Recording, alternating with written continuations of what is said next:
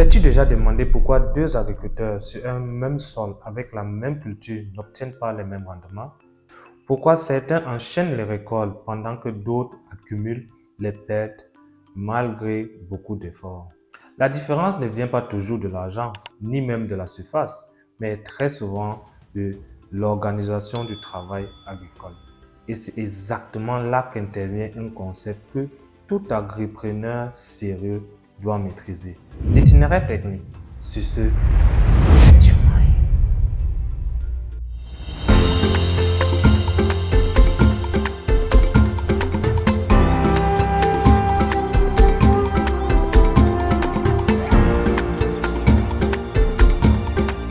Salut à toi, greetings et bienvenue sur AgricBull. Moi, c'est Emmanuel, jeune agronome spécialisé en production végétale. Sur cette chaîne, je t'aide à comprendre l'agriculture, à éviter les erreurs coûteuses et à transformer ton projet agricole en business rentable et durable.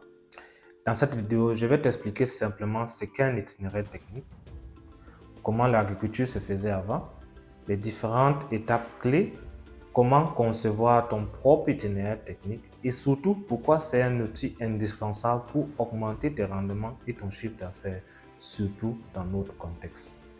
Reste bien jusqu'à la fin, je te donnerai ma méthode pratique pour construire un itinéraire technique efficace même si tu débutes.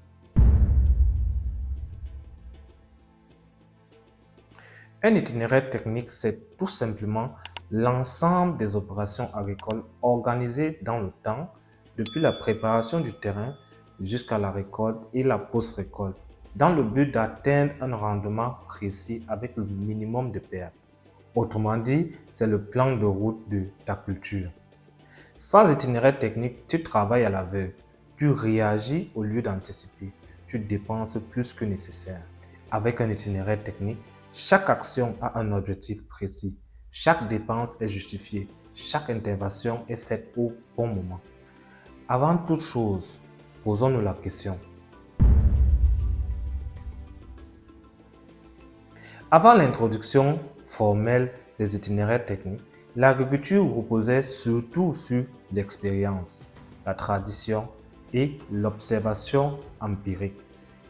On semait quand la pluie arrivait, on fertilisait quand les plantes jaunissaient, on traitait quand la maladie était déjà visible. Résultat, rendement très variable, pertes importantes, forte dépendance à la chance climatique. Avec la pression actuelle qu'est changement climatique, hausse des prix des intrants, exigence du marché, improviser n'est plus une option. Maintenant, quelles sont les grandes étapes d'un itinéraire technique? Un itinéraire technique bien construit suit une logique précise. Préparation du terrain, choix du site, défrichage, labour ou travail du sol, bionnage ou planche selon les cultures. L'objectif ici, c'est de créer un milieu favorable à l'enracinement. Semis ou plantation, le choix de la variété, densité de plantation, date de semis, adapté à ta zone agroécologique. Une mauvaise densité, c'est un rendement compromis dès le départ. Gestion de la fertilité avec de la matière organique, des engrais minéraux, des amendements si besoin. Ici, tu vises à nourrir la plante avant qu'elle ne montre des signes de carence. Entretien de la culture. Là, tu parles de saclage, binage, irrigation, paillage et de taille si nécessaire. C'est ici que beaucoup abandonnent et perdent leur potentiel. Le suivi, lui, il est capital. Défense des cultures. Et oui, qui veut protéger ses plantes doit lutter contre les mauvaises herbes, pratiquer la gestion des ravageurs et faire la prévention des maladies. Mieux vaut prévenir que guérir.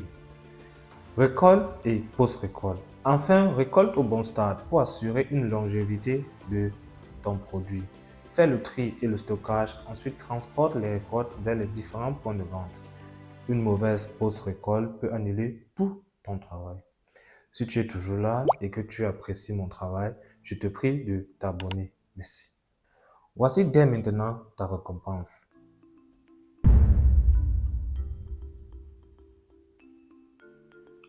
Avant même de commencer, pose-toi cette question clé. Quel est le principal facteur limitant de ma production?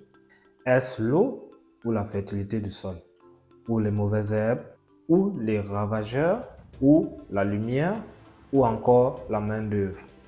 Un bon itinéraire technique est construit autour de ces contraintes.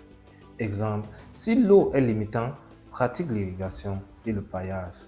Si le sol est pauvre, applique de la matière organique et fais la rotation de culture. J'ai déjà fait une vidéo à ce sujet, le lien en description. Si les mauvaises herbes dominent, régulez avec la densité et la couverture du sol. L'objectif ici, tu ne copies pas un itinéraire technique, tu l'adaptes à ton contexte. Un itinéraire technique te permet de segmenter le travail étape par étape, d'estimer la charge de travail et ses coûts, de planifier les intrants, de déléguer plus facilement, de suivre l'évolution de la culture, de comparer tes résultats d'une campagne à l'autre. C'est un formidable outil de gestion, pas seulement de production. Voici mon conseil d'agronome. Si tu ne peux pas expliquer clairement ton itinéraire technique sur une feuille, alors tu n'en as pas. Même simple, écris les dates, les opérations, les quantités, les objectifs. C'est comme ça que tu passes d'agriculteur qui subit à agriculteur qui pilote son exploitation. Dis-moi en commentaire, est-ce que tu utilises déjà un itinéraire technique ou travailles-tu encore à l'intuition? Like, partage, abonne-toi à Big pour continuer à bâtir une agriculture rentable, intelligente et durable. Comme toujours, set your mind et passe à l'action. Merci.